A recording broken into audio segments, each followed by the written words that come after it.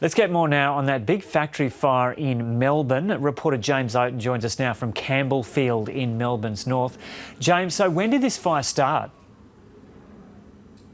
Good morning, Joe. Well, as you can see behind me, there are still thick plumes of toxic smoke bellowing over Melbourne's northern suburbs. This fire, well, firefighters were called at around 6:40 this morning. We know around 30 people at the factory had to flee the scene, or at least 30 is the latest that we have. And since then, we've now got around 100 firefighters on scene trying to put this blaze out. It is a very toxic fire. There's a lot of chemicals there at the factory, and the latest from firefighters is that it has been brought under control. There has been some damage to some neighbouring properties. There are around 7 aerial appliances who are trying to continue to put this fire out, but this could be burning for some days yet, Joe. And what can you tell us about the factory?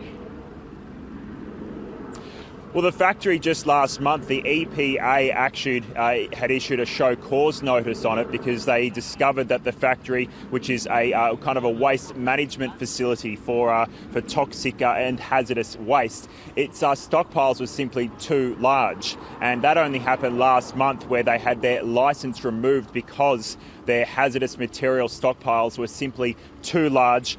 They were incorrectly labelled according to the EPA, and that they were even handled outside the appropriate areas. So that is, of course, a big concern, and now we're dealing with a very hazardous, toxic fire at the moment. I can tell you that there's been a lot of people in the area that have been evacuated because of those plumes of smoke. It smells quite horrendous, to be honest, if you are a little bit downwind. We are fortunately a little bit further upwind away from those immediate kind of plumes of smoke, but there are health warnings for anyone under 14 years of age or over 65. Anyone in Broadmeadows, Pascoe or Coburg should stay indoors. Pregnant women and people with heart or lung conditions should also be careful as well. And there are, of course, nearby roads that have been closed down as well. So anyone who can avoid the area should do so. Yeah. And so there's still a fairly stiff northerly blowing there now, is there, James, blowing the smoke south? Yeah, even when I was driving in, a couple of hours ago, you could see the thick plumes of smoke from Melbourne CBD across some of like the Balti Bridge, for instance. You could see it clear as all the way across Melbourne's north, even going to Melbourne's western suburbs. I spoke with someone this morning when I arrived who drove here from country Victoria, and they said about an hour's drive north they could see the plumes of smoke. So it is very visible from all across Melbourne, really, and of course now it's really just about managing the health kind of concerns as best as people can, and of course while firefighters do what they can to bring this blaze extinguish this blaze completely. But the concerns are, given the materials that are burning and the sheer quantity of the materials, that'll take some time.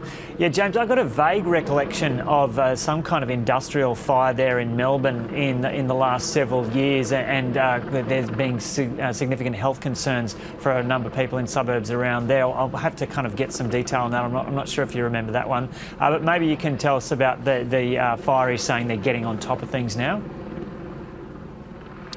Yes, well, at the moment the fire is under control. It has spread it did cause some damage to some nearby buildings. Even, for instance, the road down behind me, you can see there's some firefighters there, and they had to extinguish some of those flames that did spread to nearby buildings. We also know that one person has been taken to hospital, or at least one person so far, but we don't quite know much further detail about that. But of course, this is drawing parallels to that Footscray fire that you're referring to, and that caused a lot of concerns, not just from the initial smoke plumes, but then of course that ash has to settle somewhere, and there were issues about water in the area, creeks being contaminated. So this will take, in terms of the actual long-term effects of this particular fire, where that ash will spread and who might feel affected, this may take some time to actually resolve some of those details.